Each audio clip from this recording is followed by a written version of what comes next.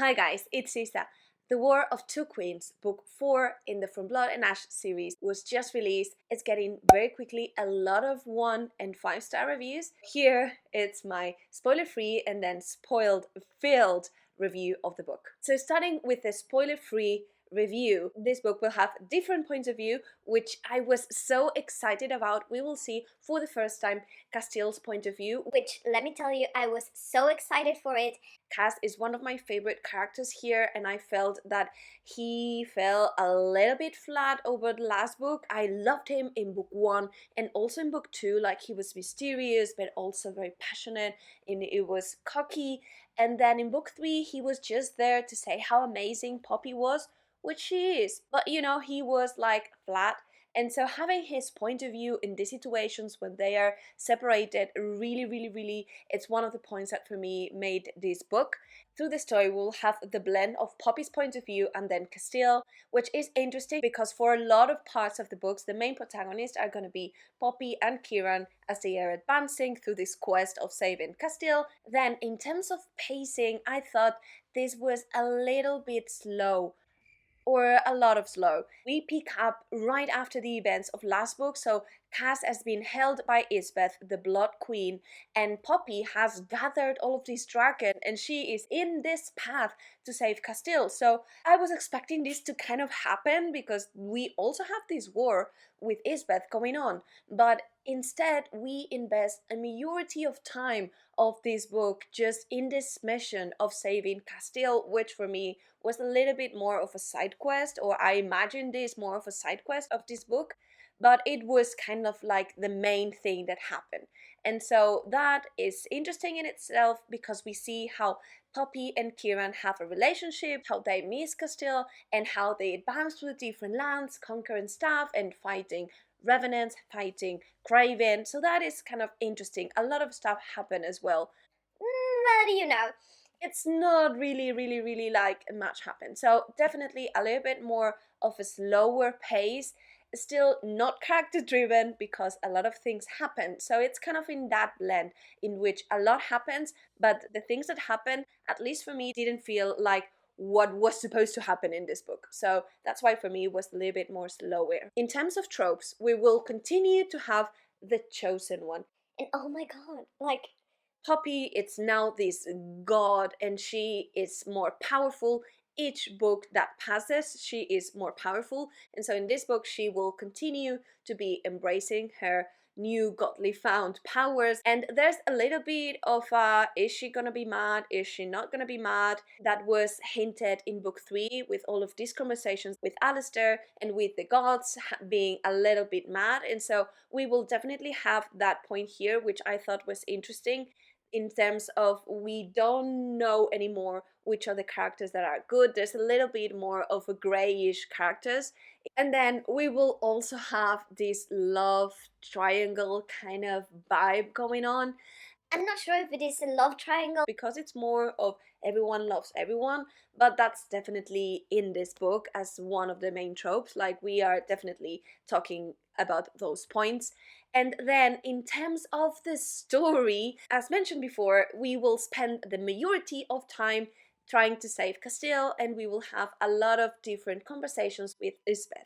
So that's kind of like how this book goes. That's mainly what it is. Like, told in this way, it seems that it's highly political, but it wasn't. It wasn't really a lot of political intrigue in here. There was more of I want this and you want this, and just different encounters that kind of test Poppy and that drives her into a different situation. It's not really super kind of like strategizing stuff. Did I enjoy this book? I did. I have this amazing time with this book. I reckon the fantasy element to it, it's not really well done, maybe. Like, for me it's hard when she describes the world. It's a little bit of info dumping. I also believed that it relied a lot on the story that we have in the prequel, A Shadow in the Ember, and that it's kind of blending these stories into what is happening now. And I thought that that was so confusing because I really wanted this series to go like separate ways. So Either way, like, the story will start to have a lot of hints about the primals, about the backstory, and we will have a lot of more knowledge about Nyctos and how, like, that story of how the land was built and Elysium and all of that, it's done, which it's acknowledgedly interesting. But for me, if you haven't read A Shadow in the Ember, it will be maybe a little bit confusing, and it's actually like giving a major spoiler in this book for the prequel. So, well, just bear that in mind. It isn't like, oh my god, I've seen that spoiler now, I cannot go into the prequel. You definitely can. But I think if you read the prequel before, you will benefit more in this book of the story that it's underneath. Okay, so that's it in terms of spoiler free section. Now, getting into spoilers. So much happened, and at the same time, it didn't. There are a lot of different elements. Starting with the things that I liked, I really, really liked how Poppy was kind of like, am I going to turn into a Daenerys kind of vibe? I really like that because I'm so used to her being like the super good girl here, and I thought that it was realistic that with all of this power that she is clearly untrained, she would to kind of fall into not really knowing what to do. She's not trained, right? She's new to this. So it made sense for me that she would be kind of tempted to do bad and to unleash all of her powers, although we didn't. Then all the things that I liked really Castile's point of view, and I also really liked to see Malik into this story. I thought that the banter between Malik and Castile was amazing. Also, River. I Loved Reaver. I thought that he and Kieran are kind of perfect. I'm now starting this ship of them. I really want them to be together. And then for the things that I liked a little bit less, let's start with the new characters that were added and that I didn't really understood, which for starters is Millicent. So she is the sister of Poppy. And for me, that really seemed something that the author just pulled off. That she just thought about this now and she decided that this to be a good idea. Like, there wasn't any hint throughout the other books that she really had this sister and that this sister saw her. Like, it was the prophecy, but at the same time, I don't know. It felt like, oh, so she is her sister, and then Poppy, when realizes this, she's like, all right, okay. Like, why aren't you reacting to any of these? Another example of how Poppy wasn't really reacting to anything. Malik describes how he was the Dark One, which we expected, or at least I did a little bit. And she is like, okay, yes, moving on. We don't have time now to ask about all of this stuff. And she doesn't really care about how their parents died. It was sad. It was like, okay, are you like in this vibe because you are now a god and you don't care that much about stuff?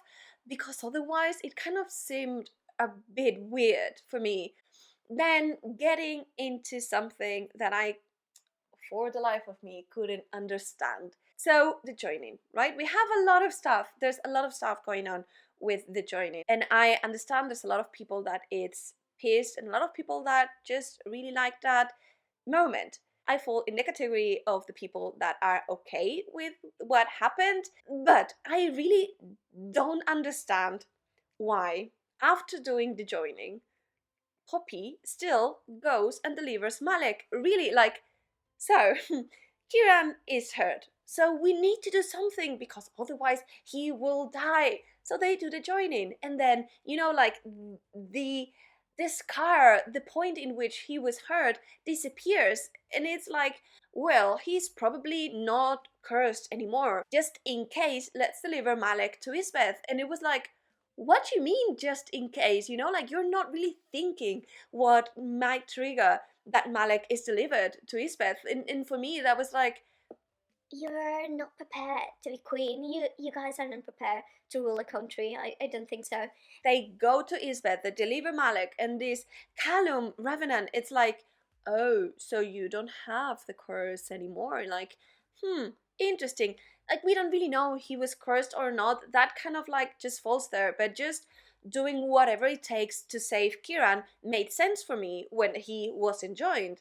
But then after the join, when it seems that they are linked and that they have this super magical bond done, then why? Why are you still delivering Malek? Not sure. And also, like, what is going on with Colis? How is he awakened? How is he even, like, how is the thing that even that Malek wasn't really killed, he is still in a lot of power, but not like in the flesh and ready? And why is everyone just shushing that the consort is Sarah? Like in this book, it said that there's a lot of sexism, and I agree. And they are like, no, she wanted that way. And for me, it's like, she did? Why? And I was so confused about that. I'm not really sure what that happened. And well, just maybe the last thing that I didn't enjoy is how I really loved Cass, but he seemed to forgot Poppy's name. So Poppy for Cass, it's only called Queen. Just Queen. All of the time Queen. Oh my Queen. Oh my Queen. Yeah, Queen. You're there, Queen? Like, I get it. She is the queen and she is a god and she is like the primal now. Let's talk about how massively powerful Poppy is. Potentially in the next book, Jennifer L. Armentrout is going to make her more powerful. I'm not sure how that's supposed to happen. She has passed from being a maiden to be a god, to be a primal of two things, life and death. I fear that in the next book, Poppy is going to be so powerful that after reading any of her scenes, the book auto destroys. Like she's that powerful now. So that is kind of like, But I repeat, understanding that this is what it is, I really still have a lot of fun with the book. I really wanted to read it. I found myself reading it like in the long hours. I really enjoyed the body read that I did with Jess from Honest Fiction. I thought that was one of the best things of reading this book, and I really encourage you to check her channel. It's amazing. And well, so that was it for today. Please let me know down below what were your thoughts. If you're gonna drop a spoiler, please add spoiler in brackets or something so that people knows what is happening, and I really am keen to see what are you thinking about it. Bye.